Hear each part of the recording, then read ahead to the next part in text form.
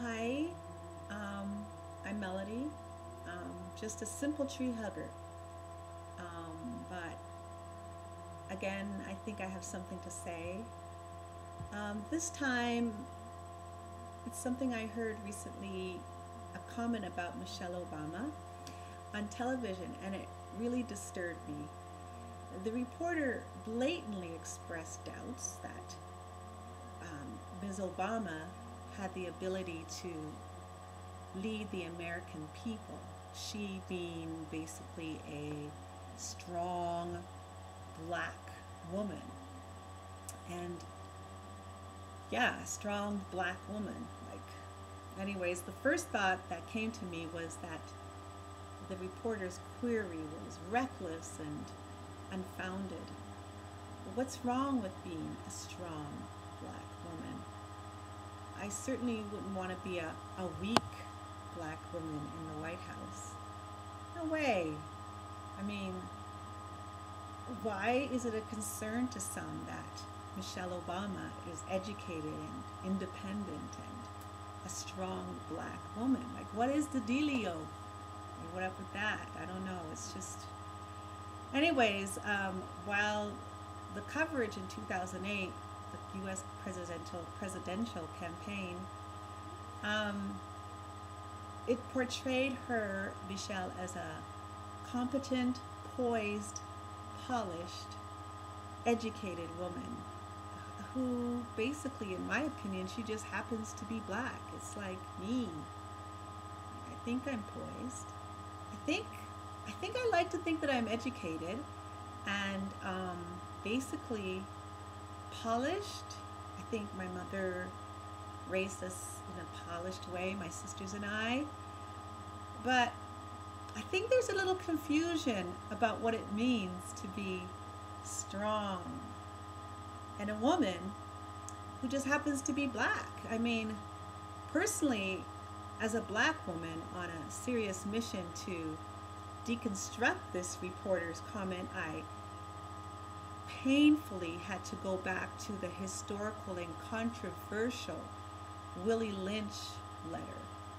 And some people think that the Willie Lynch letter actually is a fake letter, but whether fake or not, the letter is out there, and the contents of the letter speak to why a reporter on a certain news channel would say, or even dare ask the question, can a strong black woman really lead the American people? I think it's like saying, can a rabbit really jump over a wall? Or I know that was stupid, but it's just ridiculous. So basically, the arrogance of the assertion that, you know, women are psychologically unable to go beyond the slave like situation imposed upon them and men um, during the time of slavery, that we cannot as women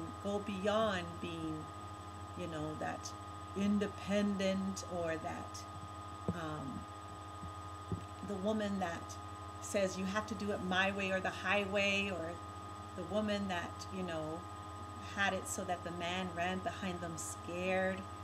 Like, that's the notion of strong that I think the woman on the news on television in the late 2000s actually implied. And by the way, the woman was a blonde, blue-eyed, and I have tons of blonde, blue-eyed friends, and I love them. I'm just very like that. But this comment, it just struck a chord with me.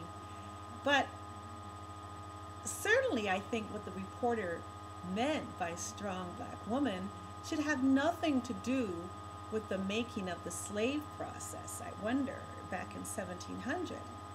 And in our postmodern civilization, are we not beyond such reproach?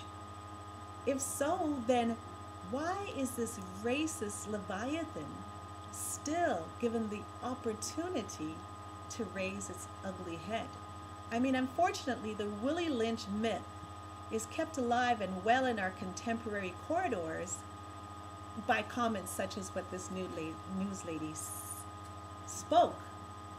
And what you speak often has a wave-like repercussion to um, the listeners. One will tell another and another and another, and the myth of that comment just radiates, I think, forever until somebody like me, I wrote an article like you, writes articles, speaks truth to power, and says, leadership isn't a color.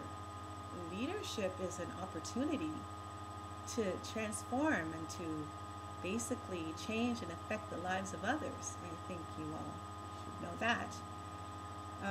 Unfortunately, since then, the Lynch myth of the superwoman, the nanny, the Jezebel, you know, they've metamorphosed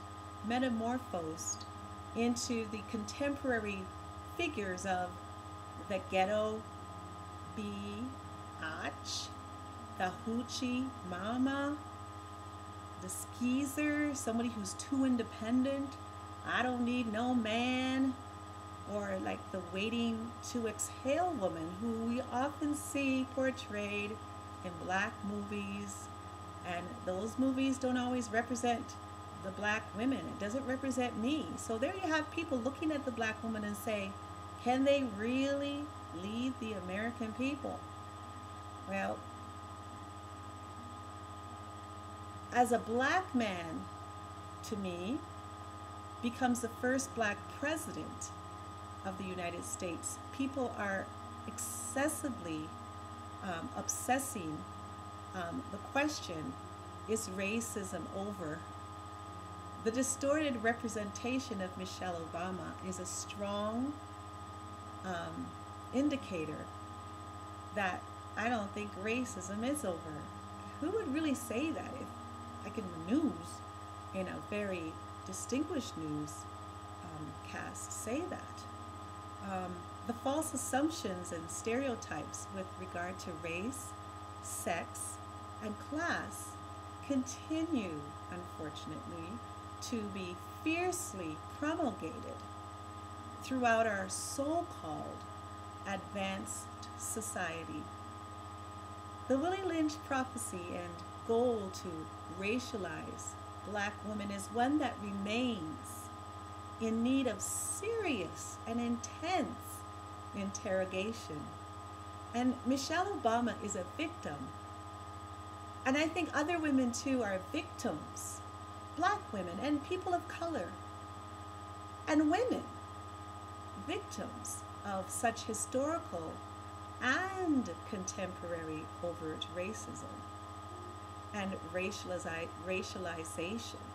They define us, or me as a black woman, let's say, or you as a woman of color, a woman of a different ethnic background, one who doesn't conform to Eurocentrism, maybe. And they tell us about ourselves, but what they're telling us may be a reflection of something that was told and pre-told before in history. So we got to watch out for that. And I believe, in conclusion, that being a strong strong black woman should inspire in all of us notions of unique strength, wisdom, and courage, and integrity, intelligence, soul beauty. I love that. Soul beauty, like the beauty of your soul just radiating out. A manifestation of the true strength and courage and love that's within a person. And this and the many other attributes of that women in general possessed, regardless of the color of their skin. So, I don't know, for me as a simple tree hugger, as a leader, leading for equity, and just to, I just want to talk about that, the notion of strong black woman, and how it was really, put out of context on that news channel by that reporter. And just to give us something again to talk about, and give us something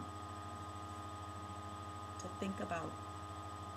Thanks for listening. I'm Melody. Have a good day.